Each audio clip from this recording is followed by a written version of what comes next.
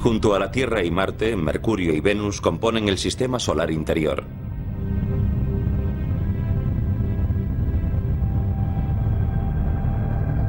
Júpiter, Saturno, Urano y Neptuno, los planetas gaseosos más alejados del Sol, son los planetas exteriores del sistema solar. A lo largo de 4.000 millones de años, los planetas interiores han recogido tantos restos interestelares que se han convertido en cuerpos sólidos.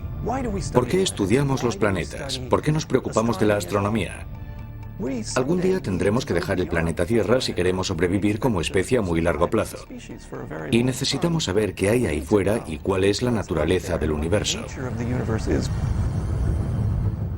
Estudiamos mundos en los que todo es exótico. Pero los procesos físicos y químicos básicos son los mismos que rigen aquí en la Tierra. Nos separan millones de kilómetros de nuestros vecinos rocosos. Pero una visita a Venus y Mercurio nos muestra un ADN común. Venus y Mercurio. Podemos observar estos lugares como mundos con una historia propia, para luego contextualizar la historia de nuestro propio planeta. Venus es el sexto mayor planeta del sistema solar. En su punto más próximo está a 42 millones de kilómetros de la Tierra. Un año venusiano equivale a 225 días terrestres. Y si usted pesa 67 kilos en la Tierra, pesaría 61 en Venus.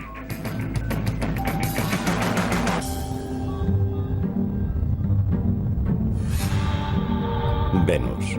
Cuando los antiguos romanos miraban al cielo, se sentían cautivados por su imponente presencia. Bautizaron el planeta con el nombre de su diosa del amor y la belleza.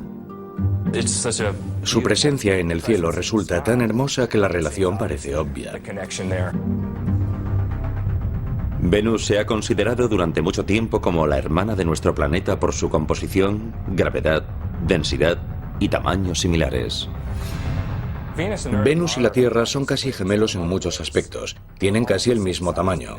Venus es ligeramente más pequeño que la Tierra. Si la Tierra fuese un balón de baloncesto, Venus sería uno de fútbol, un poco menor. Y Venus es el planeta más cercano a la Tierra, por lo que durante mucho tiempo se consideraron literalmente planetas gemelos. Durante siglos, los científicos pensaron que su gemelo, al igual que la Tierra, era un planeta cubierto de océanos profundos, fértiles bosques pluviales y con un clima que permitiría albergar vida inteligente. Antes de la era espacial se pensaba que Venus sería muy parecido a la Tierra, pero cuando llegamos allí y comenzamos a explorarlo, descubrimos que las condiciones eran muy diferentes. Resultó que Venus no era tanto una hermana exótica de la Tierra como una gemela malvada. Son dos planetas muy similares en cuanto a las propiedades de su masa que evolucionaron hasta estados muy diferentes, y eso representa un problema interesante en la comprensión de la evolución planetaria. Es una especie de experimento controlado, dos planetas similares, una evolución de 4.000 millones de años. ¿Y por qué son tan diferentes? Primero, algunas diferencias básicas. Venus ha sufrido numerosos impactos de meteoros. Uno de ellos tan intenso que algunos científicos creen que podría haber invertido la rotación del planeta. La rotación de Venus es muy lenta. Tiene lo que llamamos una rotación retrógrada. Rota en sentido contrario a todos los demás planetas.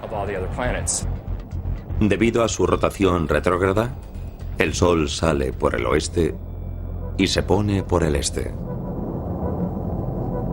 Y los días de Venus son largos. Entre un amanecer y el siguiente transcurren unos 8 meses terrestres. Pero su órbita y sus días no son lo que hacen de Venus un planeta inhabitable. En parte, es su terrible clima. Con una temperatura de 480 grados centígrados en la superficie, Venus es el planeta más caliente del sistema solar. Una visita a Venus terminaría antes de empezar. Tardarían unos segundos. Quizás solo un segundo en morir abrasados. A un astronauta sentado en Venus sin un traje espacial se le tostaría la piel, se cocería como un pavo en un horno, pero mucho más deprisa. El terrible calor lo causa un proceso llamado efecto invernadero, el mismo que mantiene la Tierra con un clima controlado y rebosante de vida. Pero un examen más atento de Venus nos indica que este rasgo común puede ser un ciclo vital y un ciclo mortal.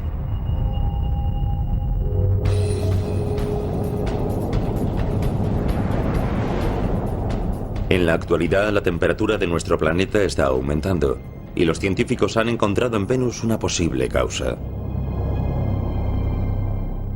El calentamiento global es el resultado de los gases de efecto invernadero que aumentan más y más, y por eso cada vez hace más y más calor. Y cuando observamos Venus nos dijimos, vaya, ahí ya está sucediendo. En los años 90, después del lanzamiento de la nave Magallanes, los vigilantes planetarios comenzaron a observar Venus para ver lo mal que podían llegar a ponerse las cosas aquí en la Tierra. La exploración del espacio nos ha dicho muchas cosas sobre la Tierra y el medio ambiente. Y de hecho el efecto invernadero del que todo el mundo habla ahora a causa del calentamiento global fue descubierto en Venus. Lo que descubrieron sobre Venus arrojó nueva luz sobre lo delicado que es el efecto invernadero de la Tierra. Venus no siempre fue así de caliente. Creemos que en el principio de su historia era más parecido a la Tierra en su superficie y perdió sus océanos debido a lo que llamamos un efecto invernadero desbocado. Así que Venus es un ejemplo de que en un planeta puede producirse un cambio global en el peor de los casos posibles. No tendríamos que convertirnos en Venus para encontrarnos con problemas. Bastaría con un leve movimiento en esa dirección. El valor de este estudio es que nos permite probar nuestros modelos climáticos.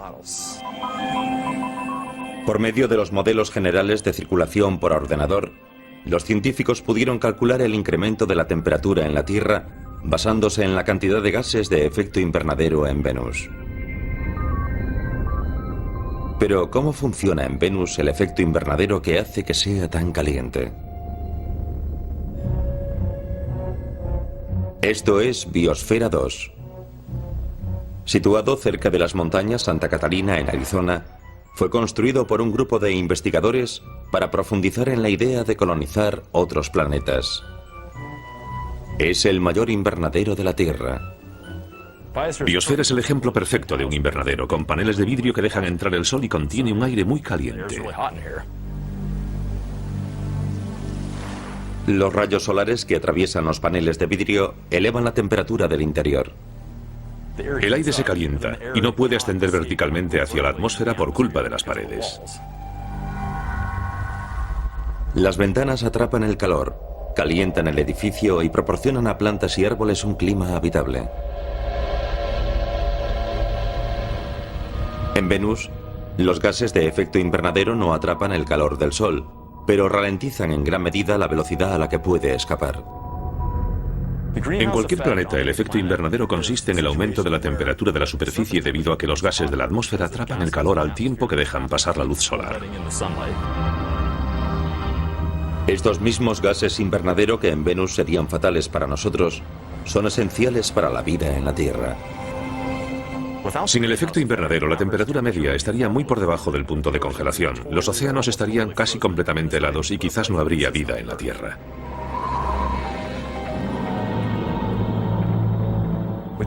Decimos que es muy caliente, pero ¿por qué es tan caliente? Por la composición de su atmósfera. La de Venus se compone casi totalmente de dióxido de carbono.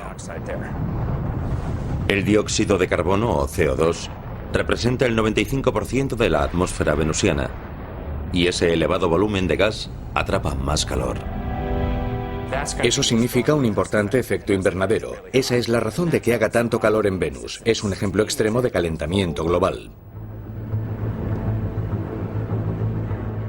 En Venus, los volcanes son la fuente natural del CO2 y otros gases. Es un proceso que el químico atmosférico Jeff Sutton estudia en la Tierra en el volcán Kilauea, en Hawái. Ciertos compuestos atómicos arden a gran profundidad durante los periodos de actividad del volcán, formando CO2. El gas se origina por la presión creada por el calor del magma, la roca fundida. Asciende hacia la superficie y alcanza el depósito de magma. La presión sobre el magma desciende lo que permite que los gases atrapados debajo a una gran presión puedan ascender en forma de burbujas.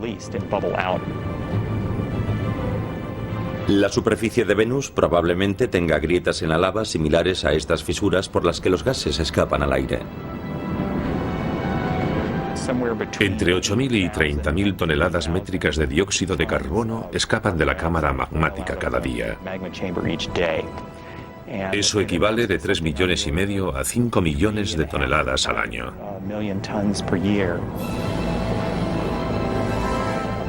Y eso solo un volcán de la Tierra. Venus tiene más volcanes activos, y eso significa más gases calentando la atmósfera. Y todo ese CO2 se acumula en la atmósfera de Venus, con lo cual se calienta más.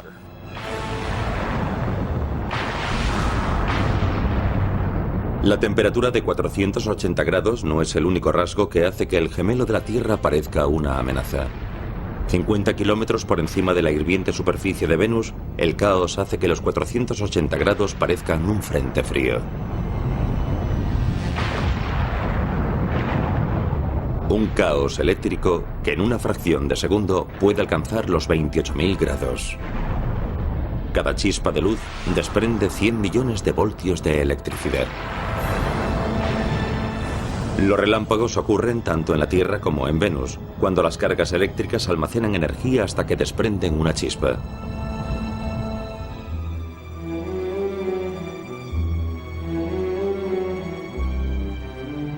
Miers Oppenheim enseña física planetaria en la Universidad de Boston. Y los investigadores, como él mismo, entran en acción en el Museo de Ciencias de Boston. En estas demostraciones sobre los rayos, unas cúpulas de 10 metros de altura están listas para simular la generación de rayos en Venus. Y entonces comienza el espectáculo.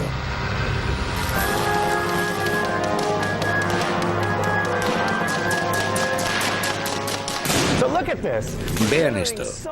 Estamos generando tantos millones de voltios en estas cúpulas que el voltaje tiene que escapar, y lo hace desgarrando las moléculas del aire. El aire de las cúpulas, como sucede en las nubes de Venus, agita la distribución eléctrica de las diminutas moléculas atómicas.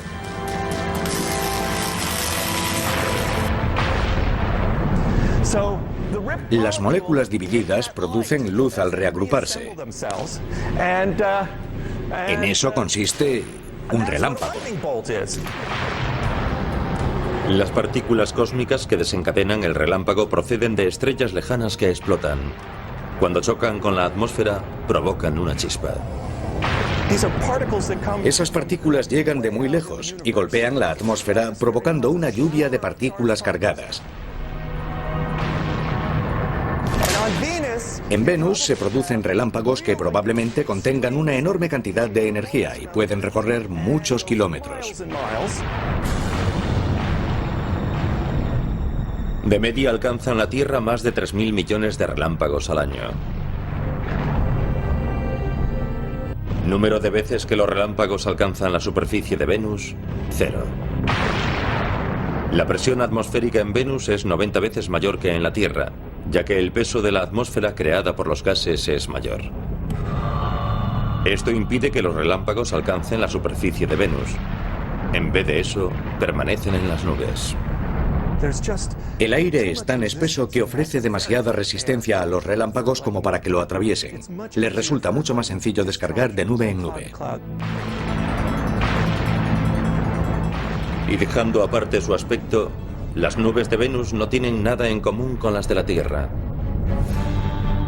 De hecho, su principal componente es lo bastante tóxico para abrasar la carne humana.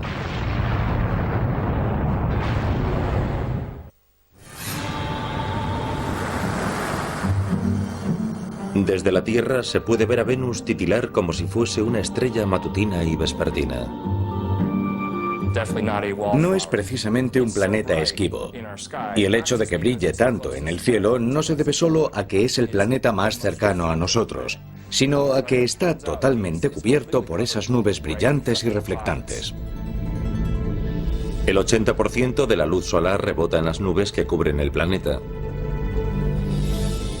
Pero incluso las nubes de Venus, nuestro supuesto planeta gemelo, muestran su naturaleza maligna.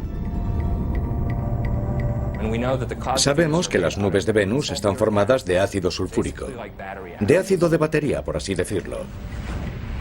Y ese ácido sulfúrico se forma a partir del dióxido de azufre que procede de los volcanes de la superficie. Al igual que sucede con el CO2 del efecto invernadero, la presión del gas empuja el dióxido de azufre a la superficie a través de las fisuras volcánicas. Se trata del mismo gas que el químico Jeff Sutton estudia en el volcán Kilauea, en Hawái. El dióxido de azufre es un gas nocivo y tóxico. Llevamos máscaras antigas para proteger nuestros pulmones y vías respiratorias. El dióxido de azufre se combina con la humedad del interior de la nariz y la garganta y forma ácido sulfúrico. El ácido sulfúrico no es nada agradable. A nadie le gustaría que le echasen encima ácido de batería. Hay que tener cuidado. Básicamente es el mismo compuesto, así que no sería agradable tocar las nubes de Venus. Si el viajero consiguiese sobrevivir a las nubes ácidas de Venus, los relámpagos, el aire tóxico y el calor, ¿qué aspecto tendría la superficie de Venus?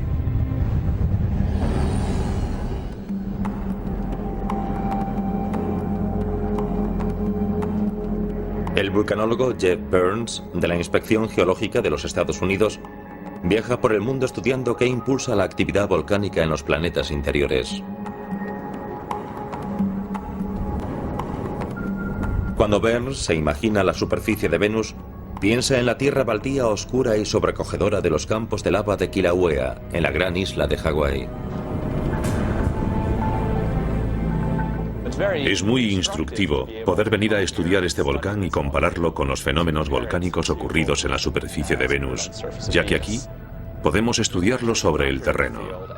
Incluso podemos tomar muestras y examinarlas minuciosamente. Los geólogos creen que el número de volcanes de Venus supera con mucho los aproximadamente 1500 que hay en la Tierra. En Venus las estimaciones van desde 100.000 a más de 1 millón de formaciones volcánicas. Con tal cantidad de volcanes, la roca de lava cubriría el 70% de la superficie de Venus, al igual que cubre la mayor parte de Kilauea.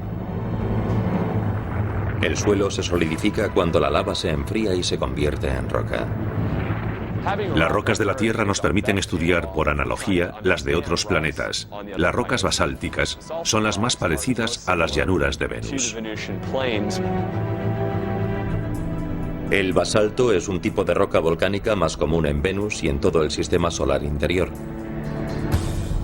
Los minerales se congelan y se convierten en pequeños cristales. Una transformación total desde su aspecto al surgir del volcán. Cuando la lava fluye por la superficie, es incandescente, normalmente de color rojo. Pronto se forma una pátina plateada en su parte superior que, en unas pocas semanas, se vuelve negra, como la lava que ven a mi alrededor.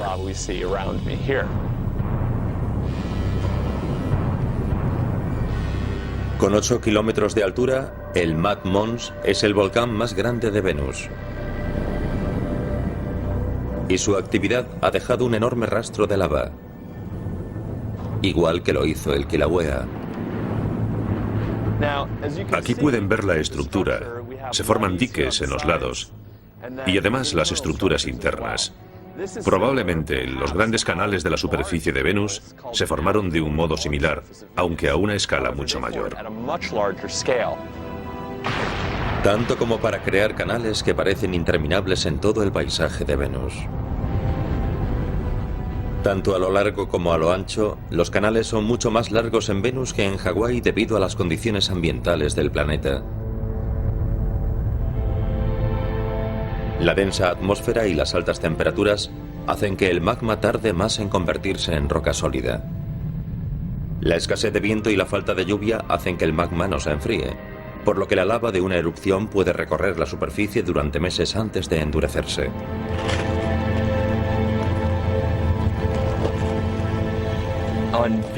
En Venus esperaríamos ver capa sobre capa de rocas volcánicas. Todas serían relativamente negras y de composición basáltica. Probablemente contendrían toques de color rojo debido al hierro oxidado. Normalmente, el flujo de la lava basáltica forma cristales cortantes. Pueden ser muy afilados y tienden a formar cristales cuando se apagan.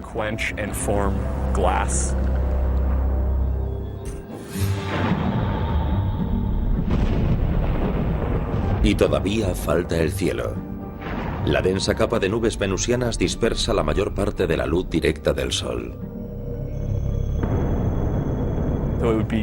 Durante el día, la superficie de Venus sería mucho más oscura que la de la Tierra.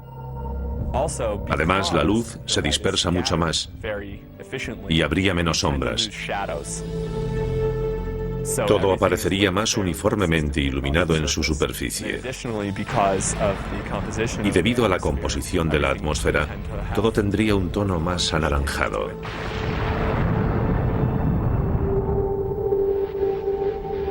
Además de los cañones, las montañas escarpadas recortan el cielo de Venus. El pico más alto del planeta se encuentra en los montes Maxwell. El Maxwell mide unos 10.850 metros de alto. Es bastante más alto que el Everest o cualquier otra montaña de la Tierra. El Everest mide unos 8.800 metros, así que es mayor que cualquiera de la Tierra. Nuestro planeta hermano parece superar una de nuestras maravillas naturales. Pero ¿cómo es la superficie de Venus si comparamos otro accidente geográfico como los cañones?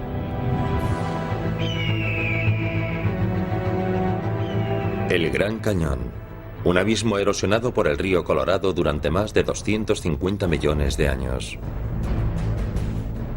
Cuando la meseta de Colorado se elevó hace millones de años, proporcionó al agua más energía para abrirse paso a través del cañón y erosionar las rocas. Los enormes cañones de Venus también fueron formados por la erosión, pero no la de un río. Los sistemas volcánicos pueden erosionar cañones si su flujo es muy fluido. Los materiales muy viscosos no erosionan tanto como el agua.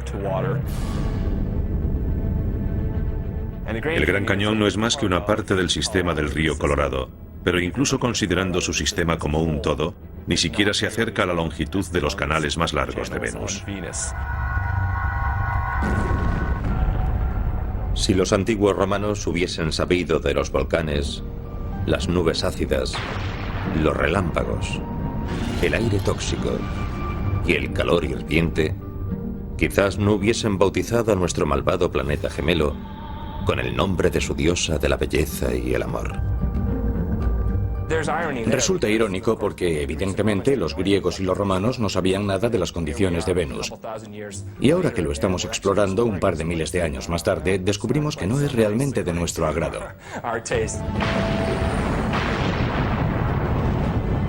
Pero ¿cómo son esos peligros de nuestro planeta gemelo si los comparamos con la violencia cósmica que encontramos en Mercurio?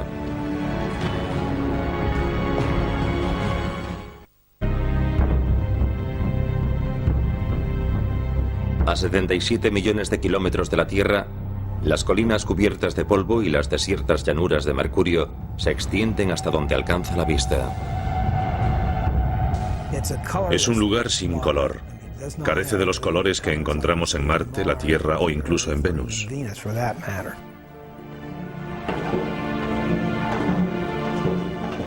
El doctor Robert Strom, del Laboratorio Lunar y Planetario de la Universidad de Arizona, es una autoridad en geología planetaria desde hace más de 35 años.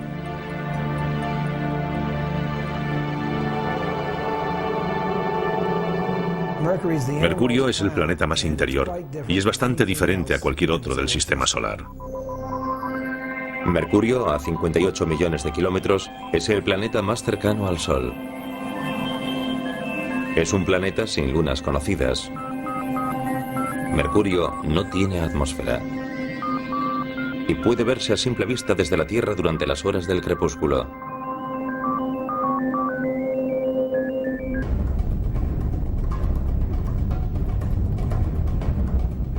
Con un diámetro un 60% más pequeño que el de la Tierra, Mercurio es el planeta más pequeño del sistema solar.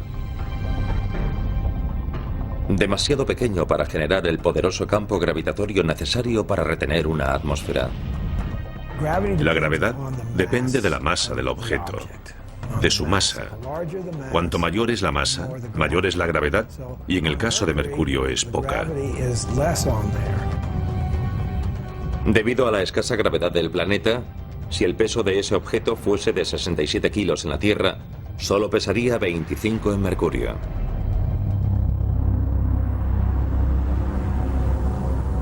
El tamaño de un planeta sí importa cuando hablamos del calor interno necesario para tener actividad geológica.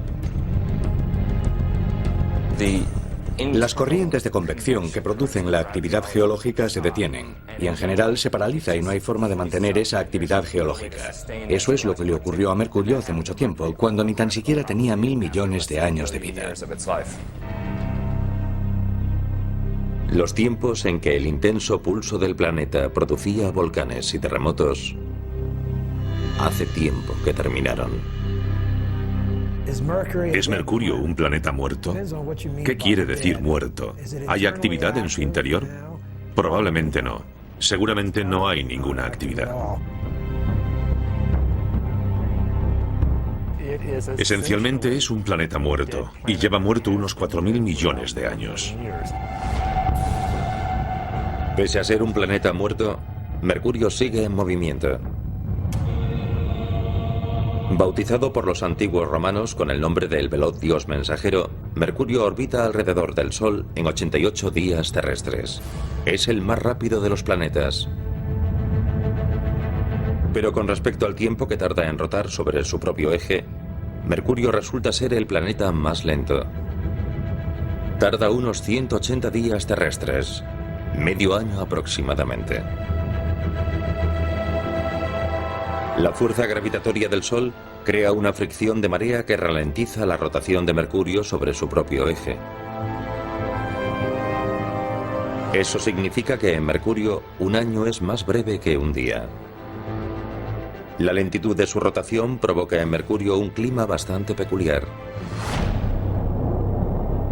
Durante 6 meses, la cara expuesta al Sol alcanza los 420 grados. En la otra cara, la temperatura cae hasta los 149 grados bajo cero. Tiene mucho tiempo para calentar la cara expuesta al Sol y mucho tiempo para enfriar la otra. Por eso presenta temperaturas tan extremas. A pesar de su proximidad al Sol, podríamos decir que Mercurio es la oveja negra del sistema solar. Su cielo siempre parece una noche estrellada. Su cielo es negro. La razón de que el cielo de la Tierra sea azul se debe a nuestra atmósfera. El nitrógeno dispersa la luz, preferentemente hacia el azul, y por eso el cielo de la Tierra parece azul. Mercurio carece de atmósfera, así que su cielo es negro. Según la leyenda, Mercurio, el dios romano, inventó el deporte del boxeo. Y este planeta ha salido mal parado del cuadrilátero.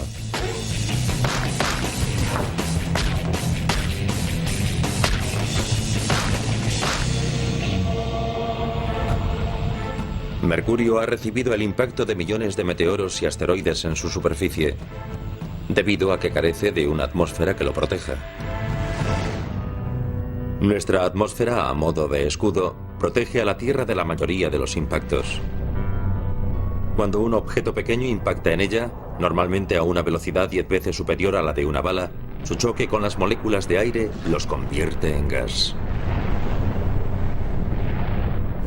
La Tierra está protegida de los pequeños impactos por esa maravilla que llamamos atmósfera. Los objetos pequeños y débiles son destruidos por completo por esas fuerzas, mucho antes de que alcancen la superficie de la Tierra.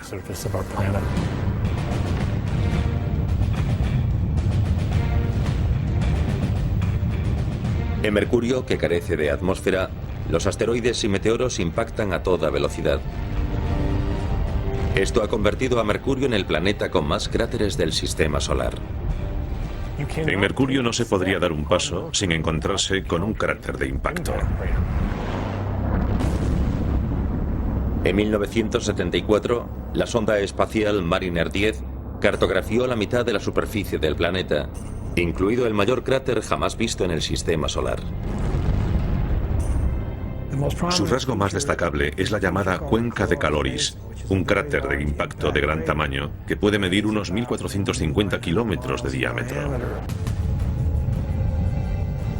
1.450 kilómetros de diámetro.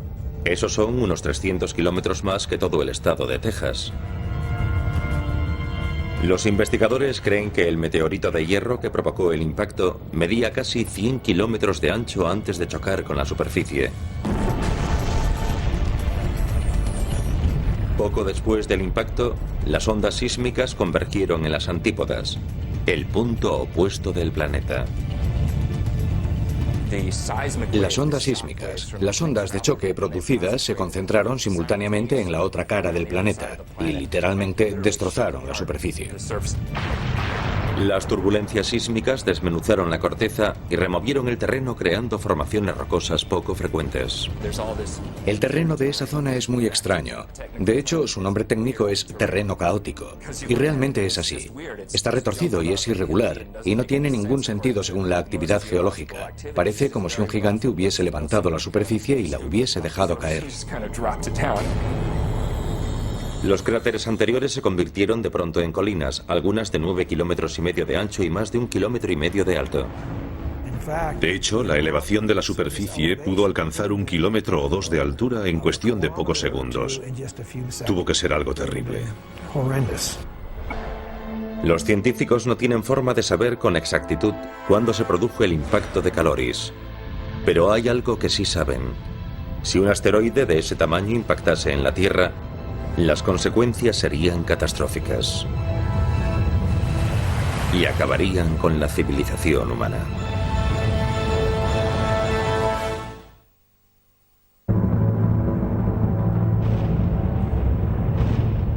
Innumerables impactos de meteoros y asteroides han sembrado Mercurio de cráteres y mellas.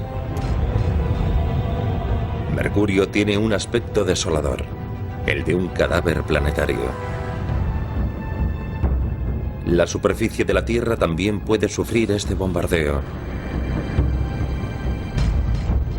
El del meteoro de Arizona es uno de los cráteres terrestres mejor conservados y más parecido a los de Mercurio. Esta cuenca en el desierto ha permitido a los geólogos comprender mejor lo que ocurre cuando un meteoro impacta en la superficie de Venus.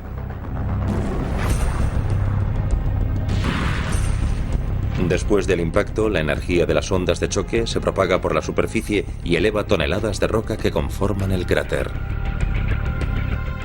Ese flujo de roca conformó esta cavidad en forma de cuenca y cubrió de restos varios kilómetros a la redonda. Esa misma energía barrió las paredes del cráter y provocó la elevación de estas capas de roca que tengo atrás. Bajo la influencia del choque, la roca no estaba tan quebradiza como suele estar. Era más viscosa. Esta es una de las características de los cráteres de impacto, no solo aquí, en el cráter Meteoro, sino en todo el sistema solar. Pero imaginen que el gran objeto que formó la cuenca de Caloris de Mercurio hubiese caído en el emplazamiento del cráter Meteoro. Se hubiese producido una explosión enorme con fragmentos de material fundido volando alrededor de la Tierra, volviendo a la atmósfera terrestre y causando enormes lluvias de meteoros en todas partes. La onda de choque desgarraría el suelo unos 12.000 kilómetros a la redonda y provocaría tsunamis con olas de 600 metros.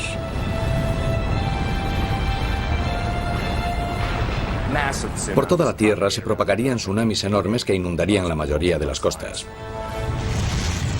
Aplastaría a Las Vegas, en Nevada. Las ciudades de Salt Lake City, en Utah, San Francisco y Los Ángeles, en California, se desvanecerían en una fracción de segundo. Las ondas de choque se propagarían a través de la Tierra a miles de kilómetros del lugar de un impacto así. Esas ondas sísmicas convergerían en las antípodas del impacto, cerca de la costa de Madagascar, en África, al sur del Océano Índico.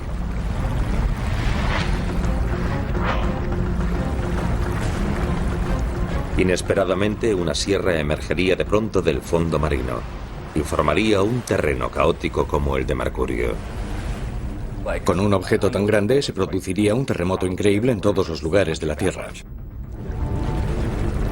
El cráter Meteoro no sería más que una muesca en la superficie comparado con la huella dejada por un impacto del mismo tipo que el de Caloris.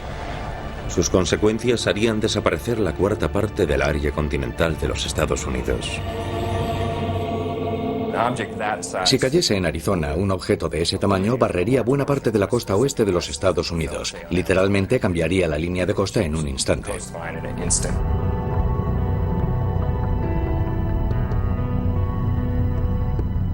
Esos cráteres han convertido a Mercurio en uno de los iconos del sistema solar, y algunas de esas huellas esconden misterios.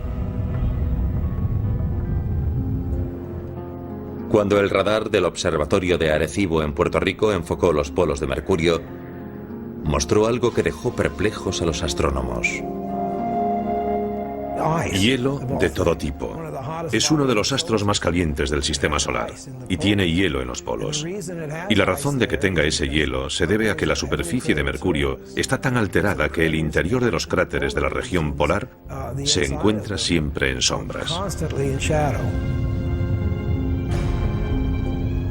Debido a la posición vertical de Mercurio respecto al plano de su órbita, el fondo de algunos de sus cráteres nunca recibe la luz o el calor del Sol. Pero sin fuentes de agua conocidas en el planeta, surge una pregunta. ¿Cómo llegó allí el hielo? Los científicos creen que el misterioso hielo podría proceder de un cometa. Formados por roca, polvo, gases y hielo, los cometas proceden de los confines del sistema solar, donde la temperatura es muy inferior. ¿Podría estar ese hielo en el fondo de cráteres que están permanentemente en sombras o podría ser hielo cubierto por una capa de polvo que lo protegiese de la luz solar? No lo sabemos. Además de las colisiones de estos cometas, existen otros cráteres en Mercurio que no fueron causados por nada que cayese del cielo. Por el contrario, esos agujeros fueron creados por una fuerza de la naturaleza similar a las de la Tierra, que se generó en las profundidades del planeta.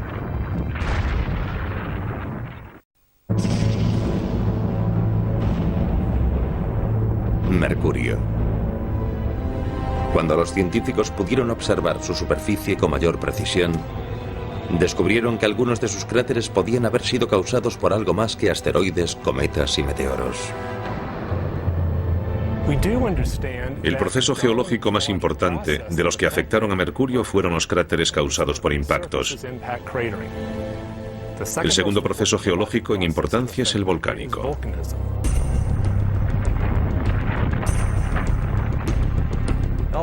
Aunque no hayamos visto pruebas concluyentes de volcanes en Mercurio, creemos que se produjeron erupciones volcánicas en el pasado.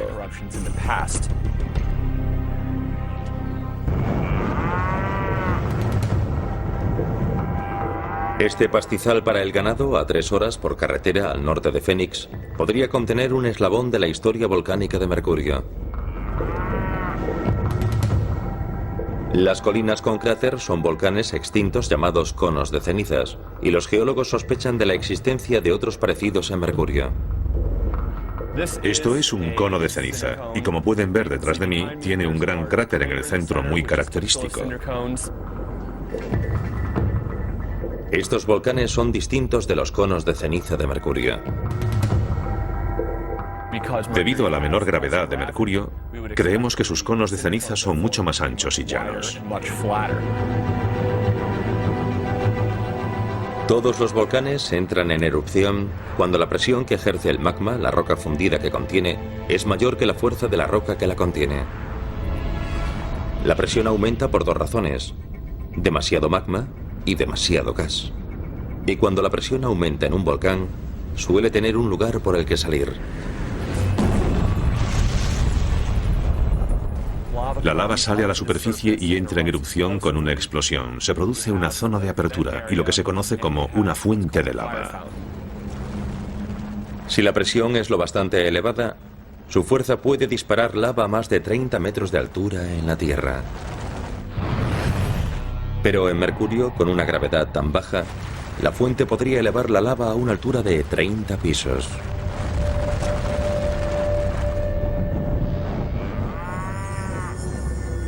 Aunque estos conos de ceniza de Arizona sirvan para ilustrar el pasado volcánico que compartimos con Mercurio, presenciar allí una de estas erupciones y ver la formación de los conos de ceniza resultaría una experiencia muy diferente. Primero, al carecer de atmósfera, el penacho de humo y restos no se esparciría por el entorno. Ese material saldría al vacío del espacio ya que Mercurio carece de atmósfera. Ese material se extendería mucho más. Además, en Mercurio no podríamos oír la erupción. Mercurio no tiene atmósfera. El sonido no se transmite. Así que si tocásemos en Mercurio una guitarra, un ukelele o un piano, no oiríamos nada de nada, porque no hay atmósfera que transmita el sonido, por lo que el silencio es total.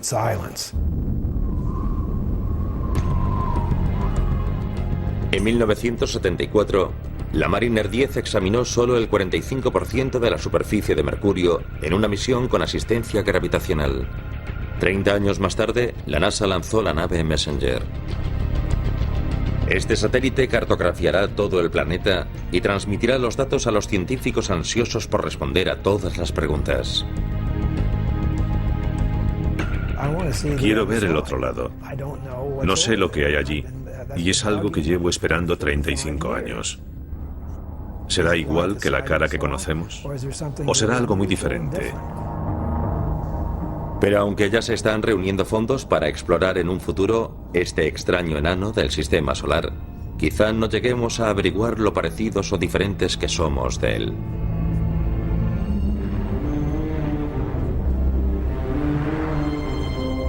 A pesar de las inhóspitas condiciones de Mercurio y Venus, una mirada atenta a nuestro alrededor nos muestra lo bueno, lo feo y lo malo de los planetas interiores. El universo es realmente enorme y nosotros estamos sentados en esta mota diminuta, pero no estamos aislados. Vemos lo que ocurre en esos otros planetas, esos cambios tremendos y traumáticos que ocurrieron en el pasado y en muy poco tiempo.